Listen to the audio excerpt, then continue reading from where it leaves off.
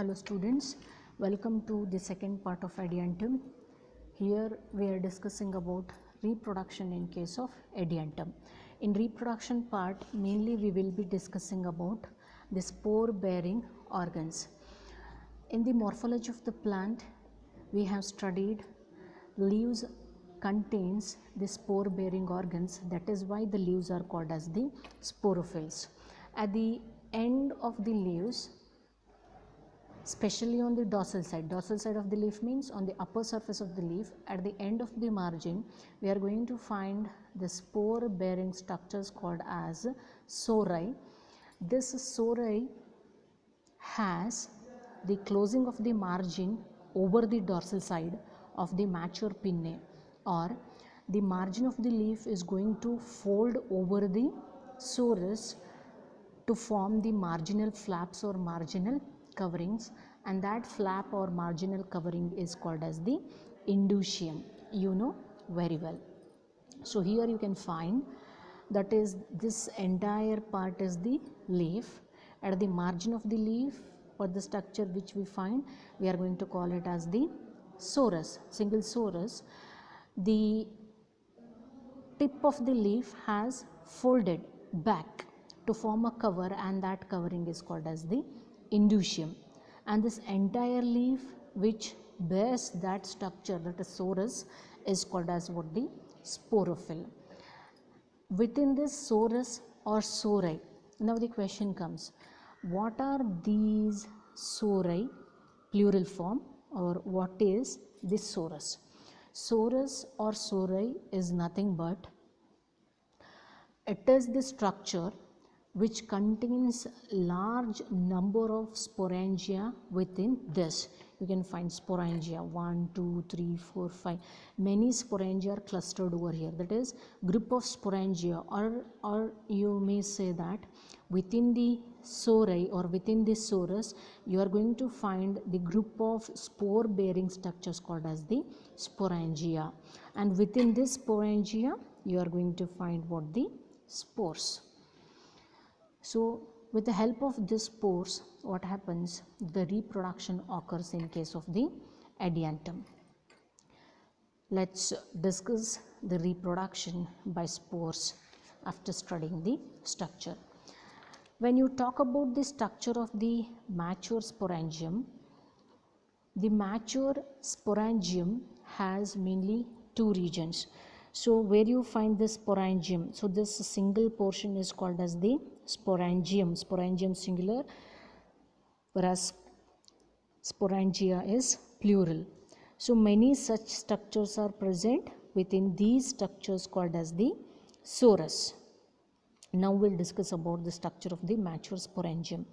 Mature sporangium mainly has two regions. The basal region is called as the stalk, whereas the upper terminal portion is called as the capsule or the head. Whereas in the head or the capsule region, a vertical row of 10 to 20 cells, they develop a thick wall, and that thick wall is called as the annulus. You can find here the darkening of the wall of these are the, so this entire, these cells are called as the, these are the cells of the upper part, that is called as the capsule. So this portion is called as the capsule, the lower portion is called as the stalk.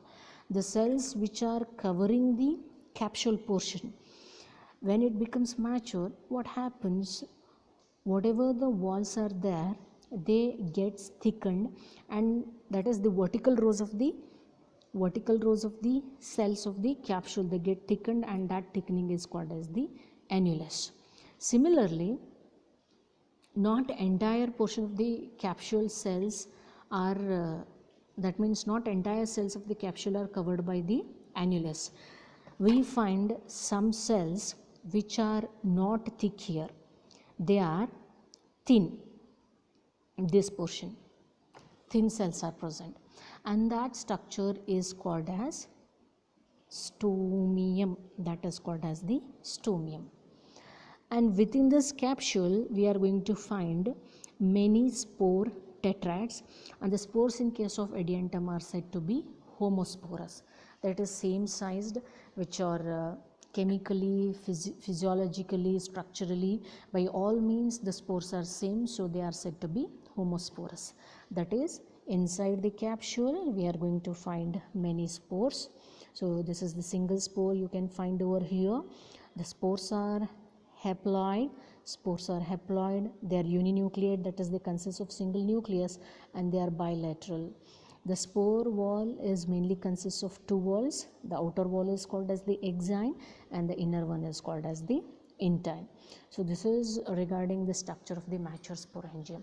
So now what happens whenever there is a rainy season, the annulus region of this sporangium, it absorbs the water and it gets swelled. When it gets swelled, the wall of the sporangium gets ruptured through the when it swells, what happens, it exerts the pressure on the matured spores. So and in turn these spores are going to exert the pressure on the stomium. Stomium means thin walled cells. So when the pressure is built on the stomium gets opened, and through that these spores are released. After the release, what happens, these spores, they will fall on a suitable medium, and whenever they have a favorable condition, they germinate. As we all know, the spores are haploid, and obviously after the germination the haploid spores are going to germinate and they are going to produce what, the prothallus, which is going to develop into the gametophyte. You know the difference between the sporophyte and the gametophyte. We get the gametophyte after the germination of the spore, and why we call it as gametophyte, because the plant body, if it bears the sex organs, say antheridium and the archegonium, then the plant body is said to be gametophyte. So that means when the spores gets released over here, whatever these spores are there, they are released and they germinate to form the gametophyte. And the Adiantum plant is said to be monoecious or bisexual, that is, on the same plant we are going to find both the type of the sex organs, that is antheridia and the archegonia. In the next plant, in the next slide, we are discussing about the antheridia. So you know very well, antheridium is the male sex organ of the plant, and this antheridia are very small. They are sessile. Sessile means stalk is absent, which are directly attached to the thallus, and they are globular in structure, and each antheridium consists of a wall and mainly made up of 3 tubular cells, that is first ring of cell, second ring of cell and a cap cell. The upper cell, which we call it as the cap cell, it forms a lid which gets lifted during dehiscence and allows the spermatozoids to escape. So within this antheridium we are going to find what the male gamete called as the spermatozoid. Whenever these spermatozoids get matured, whenever they want to come out, at that time the cap cell is lifted. Through this lifted cap cell, all the spermatozoids come out. And next is the second ring of cells. Second ring of cells you find here, this is going to form the middle portion of the wall and it extends completely around the antheridium, whereas the first ring of the cells, it is going to extend around the basal part of the antheridium, that is the basal part of the antheridium is covered by the first ring of the cell.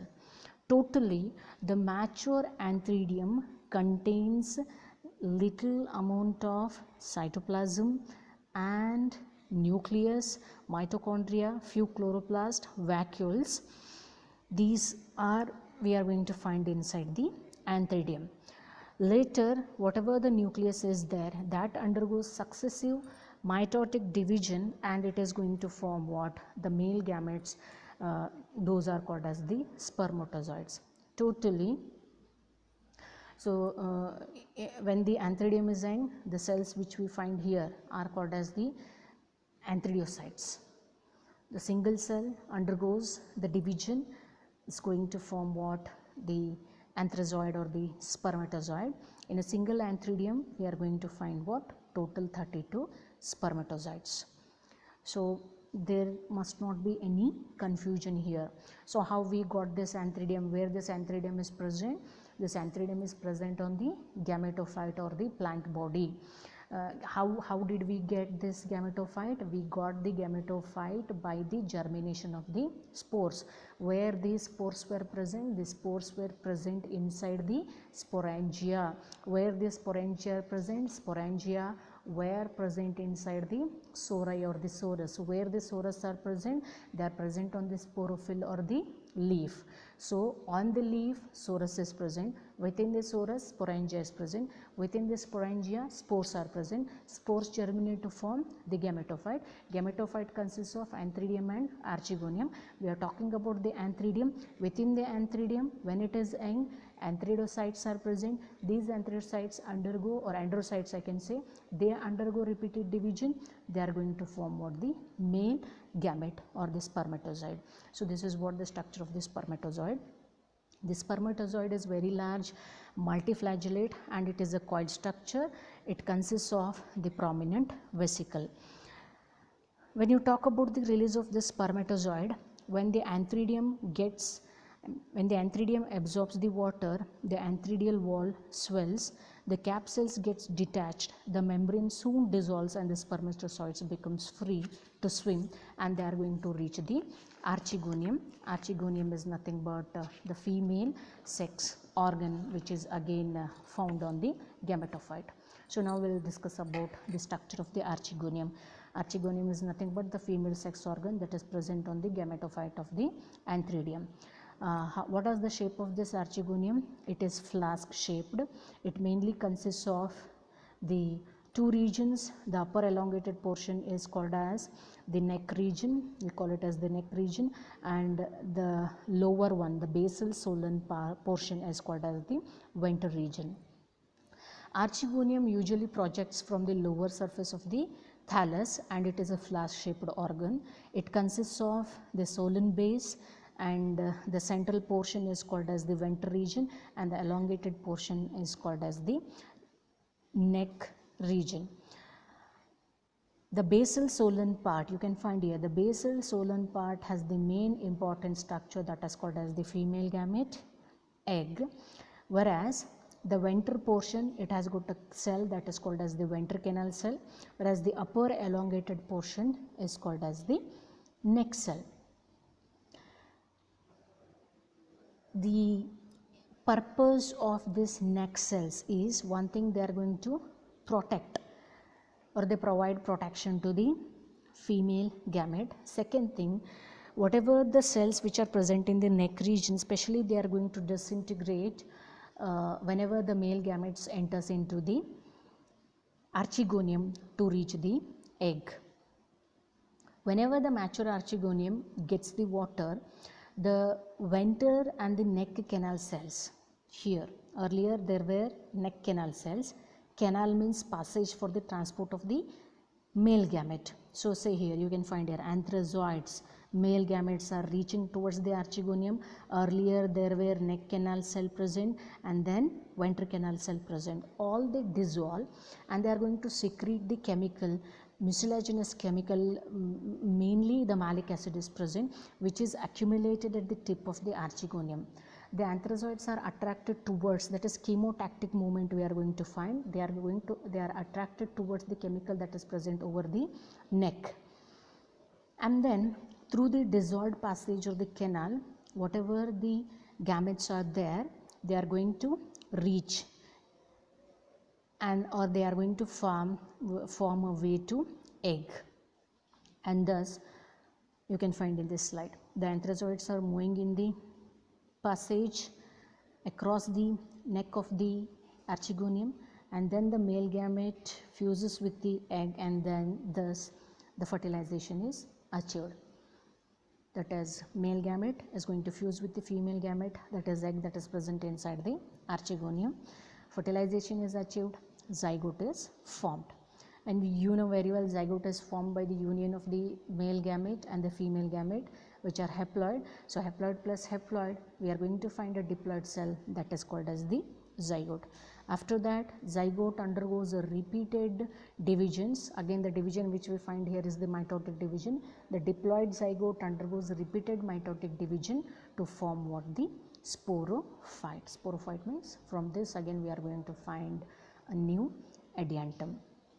So this is all about the reproduction in case of the adiantum, and this completes the adiantum.